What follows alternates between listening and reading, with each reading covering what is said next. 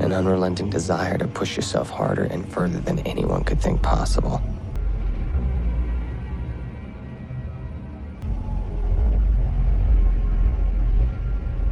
Pushing ourselves into those cold, dark corners.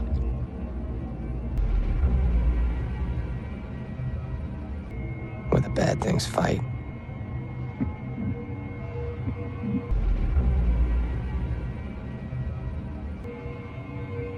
We wanted that fight at the highest volume.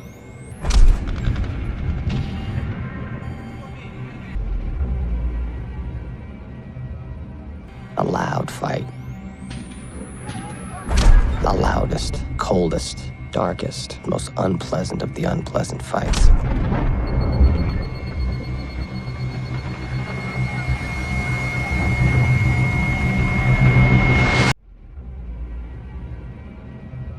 In 2005, Marcus Luttrell was a Navy SEAL serving in the Middle East. He's about to be deployed to Afghanistan for a special mission, along with half a dozen of his teammates. Luttrell is a proud supporter of the War on Terror and a great admirer of President George W. Bush, a true Texan, just like him. On his flight to Afghanistan, Luttrell thinks about his relationship with the American military. For as long as he can remember, he's been a big, tough kid, and he's long wanted to serve in the military. Growing up in Texas with his twin brother Morgan Luttrell, Luttrell was raised to be strong, confident, and brave. Local ex-Marines would teach him how to fight and fire a gun. As a young man, Luttrell signed up for the Navy SEALs, the most challenging branch of the military. As part of his training, Luttrell had to attend a rigorous training camp, during which he worked harder than he'd ever worked in his life. Under the tutelage of the tough but fair Inspector Reno Alberto, Luttrell bulks up and learns how to conduct himself on land and in the water. The most challenging part of Luttrell's training is the legendary Hell Week, the period during which SEAL recruits are worked exceptionally hard, forbidden from sleeping for long periods of time, and given little to no food. While dozens of recruits give up on their dreams of becoming Marines via the symbolic act of ringing a tiny bell, Luttrell stays strong and survives Hell Week. For the rest of his time in SEAL training, Luttrell learns about parachuting and firing guns, and passes courses that train him to act as a medic for his fellow soldiers. Luttrell officially graduates from SEAL training in early 2002.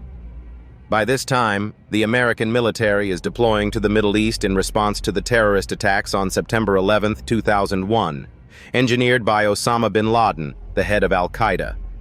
Luttrell is hot for revenge and looks forward to fighting the ungodly, wicked terrorists who planned the attacks. As he sees it, the American military needs to use aggressive tactics to defeat Al-Qaeda, as well as the terrorist organization known as the Taliban, which is believed to be cooperating with Al-Qaeda. Luttrell has no patience for figures in the liberal media who criticize the American war effort for being too harsh and unethical. Luttrell deploys to Bahrain for a short time, where he sees firsthand the widespread opposition to America in the Muslim world, especially in the Middle East.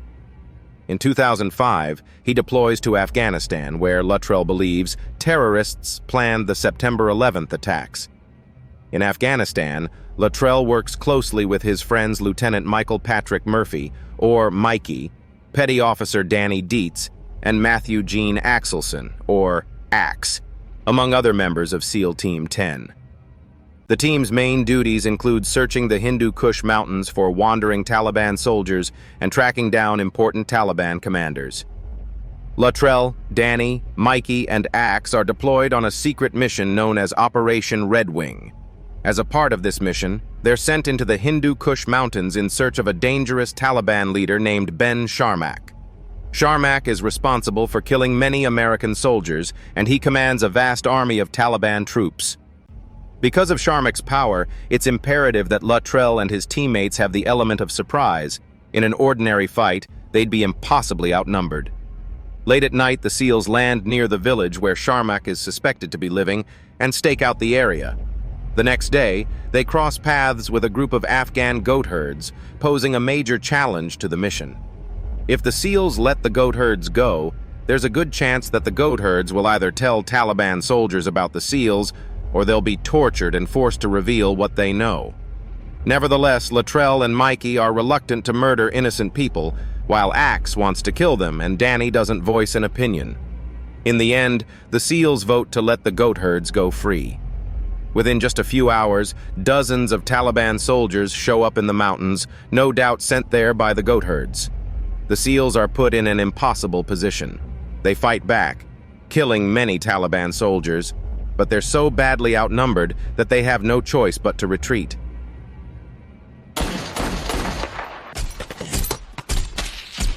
Immediate URF troops in contact! Fuck! No,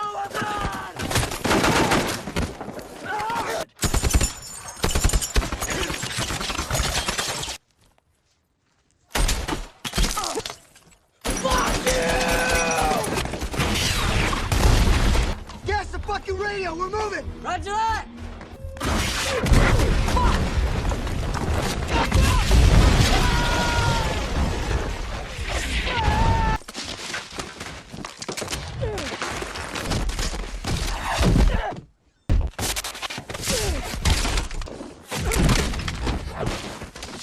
Jumping down the side of the mountain again and again. In the conflict, Luttrell's 3 fellow SEALs are murdered.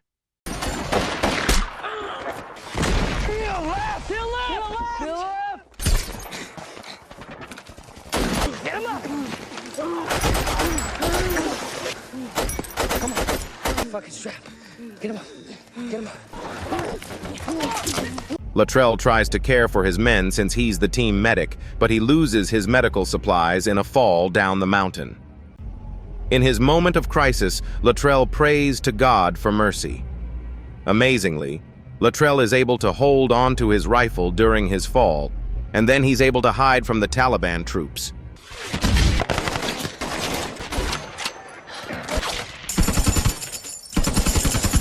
I'm gonna make the call. Sorry, Mike. For what? Moving, Murphy! Moving! I am the Reaper.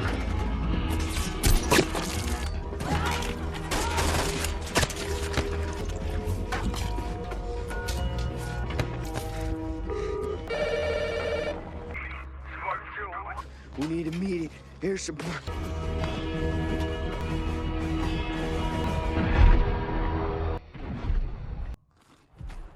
Meanwhile, responding to a distress signal put out by Mikey shortly before his death, the military sends a helicopter full of SEALs to assist in the rescue. However, the Taliban shoot down the helicopter, killing everyone on board.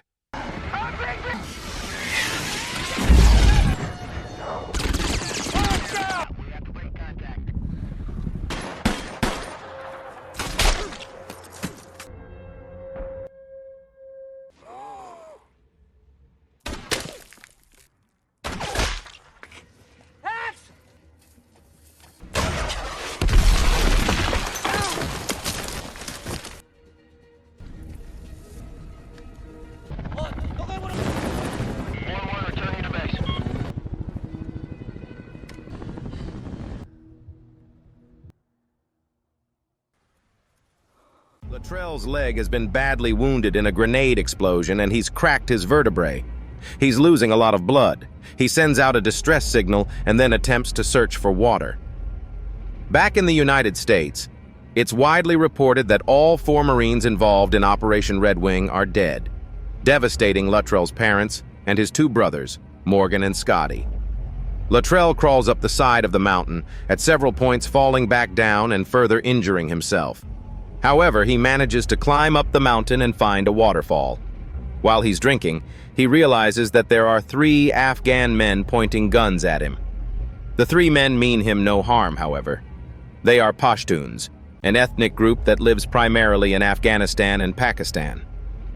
Luttrell explains that the Pashtuns have an ancient custom, lokai, that requires them to take care of people in need, even if it means risking their own lives. The leader of 3 men, a doctor named Sarawa, has Luttrell carried back to his village, Sabrai, and treats his wounds.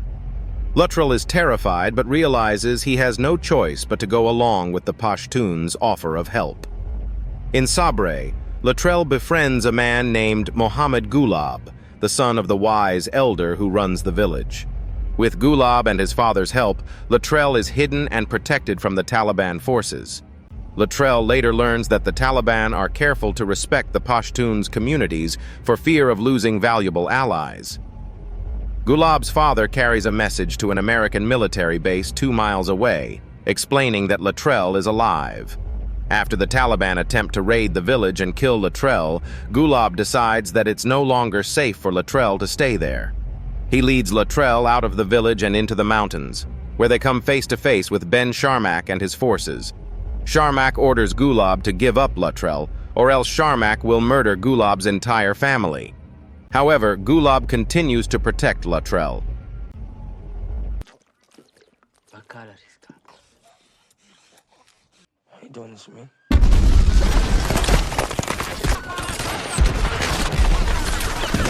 Sir, we have a verified letter from Marcus Luttrell seeking assistance.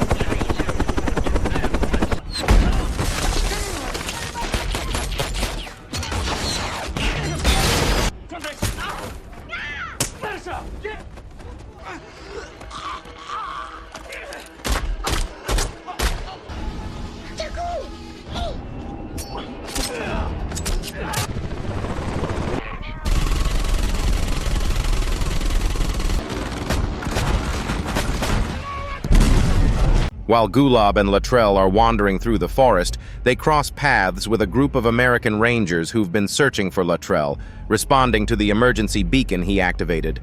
The Rangers have been searching for Luttrell for days and had begun to think he was dead. They carry Luttrell and Gulab away from the village and back to an American military base. There, Luttrell and Gulab part ways. It's an emotional goodbye for Luttrell, who has no words to convey his gratitude to Gulab for saving his life. On the military base, Luttrell receives medical treatment for his wounds. He's eventually sent back to America, where he reunites with his family and friends. He also begins to come to terms with the realities of Operation Red Wing.